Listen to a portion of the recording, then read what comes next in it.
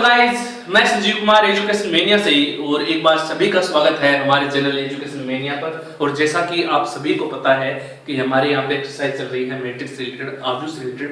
इसका एक 14 क्वेश्चन था जो मैंने आपको जाते जाते बोला था कि क्वेश्चन आपको अटेम्प्ट करना है, आपको मैट्रिक्स फाइंड करनी है। तो जिससे किया अच्छी बात है, जिससे नहीं वो कोई बात नहीं, अपने उस क्वेश्चन को अभी सोल्व करेंगे। लेकिन इससे पहले मैं आपसे रिक्वेस्ट करूंगा कि चैनल को सब्सक्राइब करें, लाइक करें और शेयर करना ना भूलें। ज्यादा से ज्यादा लाइक करें, ज्यादा से ज्यादा शेयर करें और सब्सक्राइब ज्यादा से ज्यादा बढ़ाएं। ज्यादा से ज्यादा स्टूडेंट ऐड होंगे तो पढ़ाने का भी मजा आएगा और आपको पढ़ने का भी मजा आएगा। तो लेके आप आपके लिए क्वेश्चन है, देखते हैं किसने किया। जिससे हुआ कोई बात नहीं और जिससे नहीं हुआ तो भी कोई बात नहीं, अपने आप सोल्व कर लेते हैं। तो क्वेश्चन है, आपके पास एक मैट्रिक्स दे रखी है, ए दे रखा है मल्टीप्लाई में, ये दे रखा है, आपको मैट्रिक्स फाइंड करनी है। ये कह रहा है कि ए जो है टू मैट्रिक्स है। मैंने मान लिया, लेट्स कर लिया, मैंने एज्यूम कर लिया ए बराबर जो है, मैंने इक्वल कोई मैट्रिक्स लेके चलता हूं मैं यहां पे, जैसे A B C D E F. मैंने इस तरीके की मैट्रिक्स क्यों ली? मैंने इसको ऐसे क्यों नहीं लिखा कि ये जो वैल्यू है मैं इसको ए को यहां पे ऐसे क्यों नहीं लिखा? मैंने A B C D E F इस तरीके से क्यों नहीं लिखा? या मैंने इसको 3 के लगा के क्यों नहीं लिखा? मैंने इसलिए नहीं लिखा क्योंकि जब अपने अगर इस तरीके से लिखा होता तो मैं इसकी रो को और इसके कॉलम को मल्टीप्लाई नहीं कर सकता था, क्योंकि यहाँ पे 2 है और यहाँ पे कितने हैं? 3। अब इस तरीके से और इस तरीके से मल्टीप्लाई कर सकता हूं, क्योंकि रो में भी 2 एलिमेंट है और कॉलम में भी क्या है? 2 एलिमेंट है। इसलिए मैंने ए मैट्रिक्स को इस तरीके से लिखा है, मैंने एज्यूम कर लिया। मैं ये वैल्यू यहाँ पे पुट कर देता हूं। मेरे पास देखिए कंडीशन आ गई कि 1 2 माइनस का 3, फिर है 0 माइनस का 1 4, और इसके साथ ये जो ए मैट्रिक्स आपकी दे रखी है A B C D E F. मैं यहाँ पे इसको लिख देता हूं। मैं यहाँ पे ये वैल्यू पुट कर रहा हूं। अब इसको मल्टीप्लाई स्टार्ट करते हैं। जब इन दोनों का मल्टीप्लाई करेंगे तो पहले इस रो को इसके साथ 1 को 0 के साथ, ए के साथ मल्टीप्लाई किया ए, 0 को डी के साथ किया डी, 0 आ गया, 0 पुट रहने दो। First column, first row, second column, first को किया बी के साथ बी, 0 क्या 0, यहां पे आया सी, 0 को किया इसके साथ 0। तो मेरा ये फर्स्ट कॉलम जो है, वो फर्स्ट रो फर्स्ट कॉलम जो है वो सोल्व हो गया। अब मैं इस पे चलता हूं। Second row first column 2a minus का डी, 2a माइनस का डी, 2b माइनस का e, 2b माइनस का e, 2c माइनस का f, 2c माइनस का f। इस तरीके से मैं इनको लिख लेता हूं। इसी प्रकार नीचे कंडीशन माइनस का 3a प्लस का 4d, माइनस का 3a प्लस का 4d, माइनस का 3b प्लस का 4a, माइनस का 3b प्लस का 4e, और माइनस का 3c प्लस का 4f, माइनस का 3c प्लस का 4f। ये तरीके मैट्रिक्स बन गई। अब मैंने इनका मल्टीप्लाई कर दिया यहां पे रख के, और इक्वल में मेरे पास क्या दे रखा है? इसके इक्वल में क्या दे रखा है? मल्टीप्लाई करके इसके इक्वल में क्या है मेरे पास? यहाँ पे कंडीशन दे रखी है, देख लो। 1 माइनस का 4 3, माइनस का 2, माइनस का 10 6, 13 20 और माइनस का 9। इन दोनों को मल्टीप्लाई करने पे ये आया और इसके इक्वल में अपने को पता है, इन दोनों मल्टीप्लाई करने पे ये आया और ये अपने इक्वल में दे रहा है। अब मेरे को एबीसी मतलब मेरे को ये मैट्रिक्स फाइंड करनी है। मेरे को क्या करना है? ए इक्वल टू क्या वैल्यू फाइंड करनी है? A B C D E F. यही तो मैट्रिक्स तो फाइंड करनी है कि ए का मान क्या होगा। अगर मैं दोनों को कंपेयर करूंगा तो ए इक्वल टू क्या आया? A equal to 1, B equal to क्या आया? बी इक्वल टू माइनस का 4, सी इक्वल टू क्या है? 3। तो ए बी सी के तो मान मिल गए, तो मैं यहां पे इनकी जगह पुट कर सकता हूं। ए बी सी के मान पुट कर दो। ए का मान कितना है? 1 माइनस का 4, ये 3। ये लो जी, एबीसी के मान आ गए। अब बात करते हैं डी का मान। डी का मान कहां से आएगा? अब मैं ये अगर मैं इसके बराबर रखूं, देखिए माइनस 2a माइनस का d बराबर है किसके? माइनस के 2 के। डी का मान फाइंड करना है, ए का मान मेरे पास है, यहाँ पे ए का मान पुट कर देता हूं 1, तो ये हो गया 2 माइनस का डी इक्वल टू माइनस का 2, और डी को अगर मैं इधर ले जाऊं या इसको इधर ले जाऊं तो मेरे पास डी की वैल्यू क्या आ जाएगी 4, डी की वैल्यू क्या आ गई 4, ये लो डी की वैल्यू 4 आ गई, तो मैं यहाँ पे पुट कर देता हूँ ये 4। अब बात करते हैं ए की, ये मान मेरे को फाइंड करना है, तो इसके बराबर रख दो, मेरे पास आया 2b माइनस का e इक्वल में क्या आ गया माइनस का 10, b की वैल्यू है मेरे पास माइनस का 4, तो मैं यहाँ पे 2 इंटू माइनस का 4e माइनस का 10, तो माइनस का 8 माइनस का e माइनस का 10, माइनस का जब मैं कॉमन लूंगा यहाँ पे तो आ जाएगा 8 प्लस में e माइनस का 10, माइनस से माइनस कैंसल, e की वैल्यू क्या आएगी 10 माइनस का 8 इधर जाएगा तो e बराबर आ गया 2, तो ये आपका e का मान आ गया यहाँ पे 2। अब बात करते हैं f की वैल्यू की, f की वैल्यू के लिए मैं ये कंडीशन ले लेता हूं 2c माइनस f बराबर में 2c माइनस का f बराबर में 6 इक्वल टू 6, c की वैल्यू आपके पास है 3, मैं यहाँ पे पुट कर देता हूं 2 इंटू 3 माइनस का f इक्वल टू 6, तो ये आ गया 6 माइनस का f इक्वल टू 6। अब मेरी बात को ध्यान से सुनना, यहां से f की वैल्यू क्या है, f की वैल्यू 6 माइनस का 6 0, तो यहाँ पे f की वैल्यू क्या बनेगी 0, तो ये आपकी मैट्रिक्स हो गई। आपकी मैट्रिक्स की वैल्यू फाइंड की क्या वैल्यू आई 1 माइनस का 4 3 4 2 0, ये आपकी एक की मैट्रिक्स आ गई, यही आपको फाइंड करना था।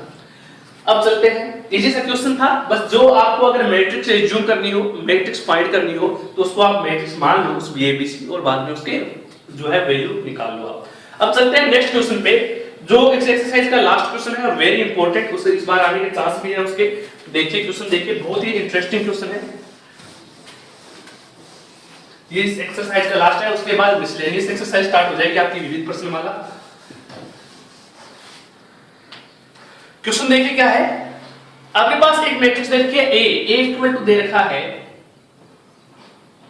cos alpha sin alpha minus का sin अल्फा और cos अल्फा, ये दे रखा है। वो कहता है कि मेरे को प्रूफ करना है कि अगर a की पावर n हो तो मेरे पास वैल्यू आएगी cos n alpha sin n alpha minus का sin n alpha cos n alpha. कैसे करेंगे? करने के बहुत सारे तरीके हैं, मेरी बात को ध्यान से सुनना कि एक बिल्कुल सिंपल तरीका, अगर आपको कुछ भी नहीं आता है पेपर में, सिंपल पेपर में कुछ भी नहीं है, आपको लगता है कि कुछ ना ही देगा तो आपको करने का तरीका देखिए। तो a की पावर अगर मैं 1 ले लूं तो यहाँ पे 1 आएगा तो क्या आएगा, यहाँ पे 1 का multiply cos 1 alpha sin 1 alpha minus का sin 1 अल्फा cos 1 अल्फा, तो एक तो a का किसी के साथ गुणा कर दो कोई फर्क पड़ता है क्या, तो एक a का मान तो ये आ गया जो दिया हुआ है। अगर मैं यहाँ पे 2 ले लूं तो cos 2 alpha sin 2 alpha minus का sin 2 अल्फा cos 2 अल्फा, 3 ले लूं तो मैं यहां पे लिखता हूं, अगर एक पावर 3 लूं तो cos 3 alpha sin 3 alpha sin 3 alpha cos 3 alpha, 4 ले लूं तो ये लो 4 लिया तो cos 4 alpha sin 4 alpha sin 4 alpha cos 4 alpha.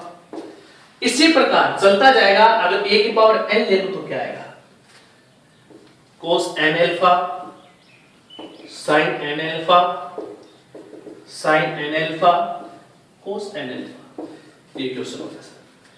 लेकिन ये बिल्कुल इजी, जैसे कुछ नहीं आता पेपर में बैठने करने का, ऐसा कैसे किया समझ में नहीं आया तो 1 2 3 मार्क एंड तक कर सकते हो, लेकिन कभी भी मेरी बात को ध्यान से सुनना, कभी भी टीचर इसके अंदर पूरे मार्क्स नहीं देगा, ये सही मेथड नहीं है। इसके अंदर 3 नंबर का क्वेश्चन है तो वो आपको 1.5 नंबर दे देगा। हाँ ठीक है, बिल्कुल 0 से अच्छा है जिसको नहीं आता है, नहीं आता है भूल रहे हो, क्वेश्चन नहीं समझ में आ रहा क्या करें तो आप उसको 1 2 देके, और कई बार टीचर 3 के 3 भी दे देता है, अच्छा होता है कि ठीक है सर आ गया समझ में, बच्चे ने कर दिया कैसे न कैसे करके, कॉन्सेप्ट सही है, कॉन्सेप्ट गलत नहीं है, एक से लेके चले 2 3 4 पावर लेके एन तक आपका आंसर आ गया। लेकिन इसका सही मेथड क्या कहता है? सही मेथड कहता है, आपने 11th क्लास के अंदर एक एक्सरसाइज आई थी, 4th एक्सरसाइज, जिसमें इंडक्शन मेथड पता होगा, गणितीय आगमन का सिद्धांत। मैं आपको बता देता हूं, ये तो था सिंपल। अब मैं अपने तरीके से कर रहा हूं। गणितीय आगमन का सिद्धांत जिसने किया है उसको अच्छे तरीके से समझ में आ जाएगा, और जिसने नहीं किया है कोई बात नहीं, वो यहाँ पे समझ ले क्या होता है गणितीय आगमन का सिद्धांत, और वो 11th की बुक उठा के भी देख ले, उसके अंदर आपको मिल जाएगा। असल में होता क्या है, गणितीय आगमन का सिद्धांत ये कहता है कि कोई भी चीज जब n में प्रूफ की जाती है, कोई भी चीज जब n में प्रूफ की जाती है, तो हमें 3 चीजों का ध्यान रखना पड़ता है। 3 चीजें ये होती है, एक तो n इक्वल टू 1 के लिए प्रूफ करना होता है, दूसरी कहते हैं कि n इक्वल टू k के लिए भी प्रूफ करना होता है, और थर्ड कंडीशन होती है n equal to k plus 1 के लिए भी प्रूफ करना होता है। अगर ये तीनों चीजें प्रूफ हो जाती है तो आपका ये मेथड भी अपने आप प्रूफ हो जाएगा। स्टार्ट करते हैं क्वेश्चन को। देखिए मैं इसको क्वेश्चन को कैसे लिखूंगा कि सबसे पहले मैं कहूंगा n गणितीय आगमन के सिद्धांत के साथ, ऐसे लिखो, यहां पे एडिट डालो, गणितीय आगमन सिद्धांत से n इक्वल टू 1 लेने पर, n इक्वल टू, यहां पे मैं n a की पावर n की पावर 1 लिखता हूं, a की पावर 1 n लिख दिया 1, तो मेरे पास क्या वैल्यू बनेगी, cos 1x, यहां पे n है, n के स्थान पे 1 रखना है मेरे को, sin x नहीं अल्फा है 1 अल्फा,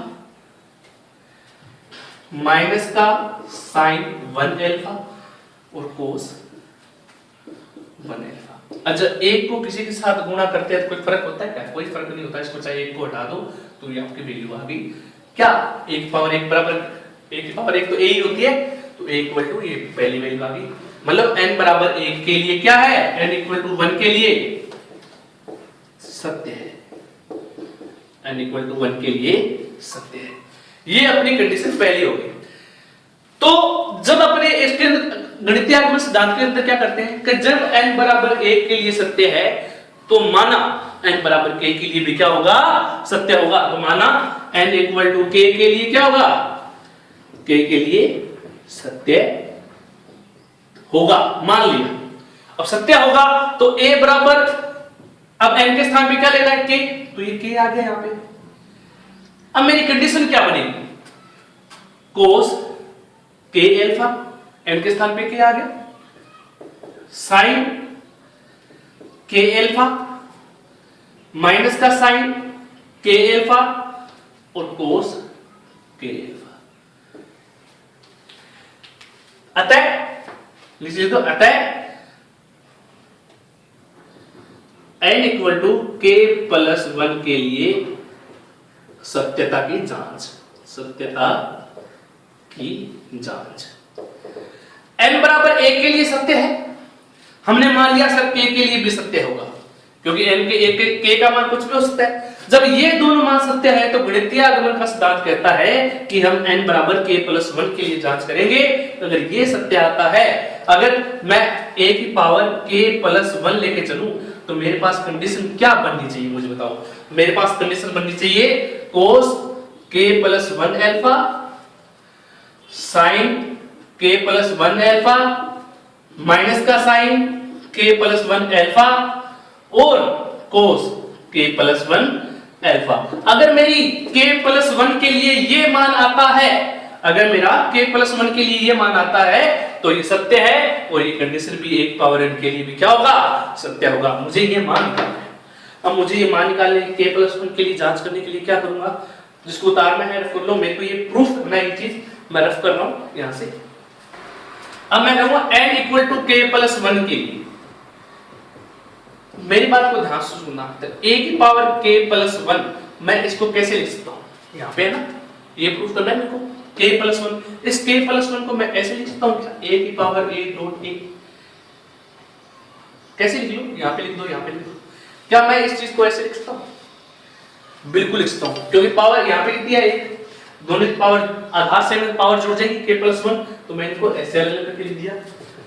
k का मान मेरे पास है, k का मान मैंने अभी निकाला था, क्या आएगा, cos k alpha sin k alpha minus का sin k alpha cos k alpha, और मल्टीप्लाई क्या है इसके साथ, a की पावर 1, मतलब simple cos alpha sin alpha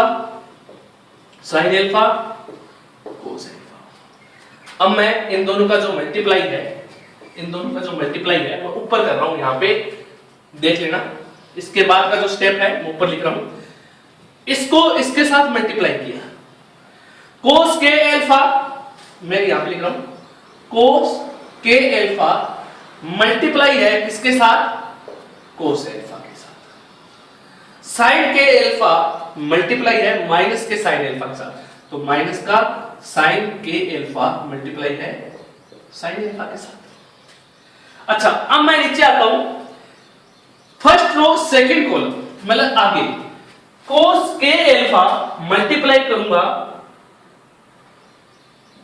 sin alpha के साथ, cos k alpha multiply sin alpha plus sin k alpha cos alpha, sin k alpha cos alpha, ये वैल्यू आ गई। अब first row second row first column, second row minus का sin k alpha और multiply होगा cos alpha के साथ। इसी प्रकार cos k alpha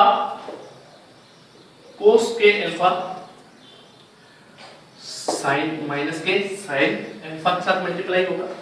second row second column sin k alpha minus का है, माइनस का sin k alpha dot sin alpha cos k alpha cos alpha, cos k alpha cos alpha. अब मैं इस चीज को जो मल्टीप्लाई किया है, मैं इस चीज को मैं यहां पे नोट कर रहा हूं, मेरी बात को ध्यान से सुनना, ये किस cos a cos b side किस चीज का फार्मूला बन गया, ये बन गया cos k alpha plus alpha. ये किसका बन गया, sin k alpha plus alpha. ये किसका बन गया, माइनस का sin k alpha plus alpha, और ये किसका फार्मूला बन गया, ये बन गया cos k alpha plus alpha. क्या इसमें से कोई चीज कॉमन आ रही है, इनमें से कोई चीज कॉमन आ रही है, बिल्कुल आ रही है सर, अल्फा कॉमन आ रही है, तो cos k प्लस में 1 अल्फा, यहां पे भी अल्फा कॉमन आ रहा है, sin k प्लस में 1 अल्फा, यहां पे भी कॉमन आ रहा है, माइनस का sin k प्लस में 1 अल्फा, और यहां पे भी अल्फा बाहर आ रहा है, cos k प्लस में 1 अल्फा। ये मान किसके बराबर है, अभी बताया था मैंने, ये मान किसके बराबर है, cos k plus 1 alpha sin k plus 1 alpha minus का sin क्या वो वैल्यू आ रही है, तो ये मान बराबर है किसके, a की पावर k प्लस 1 की।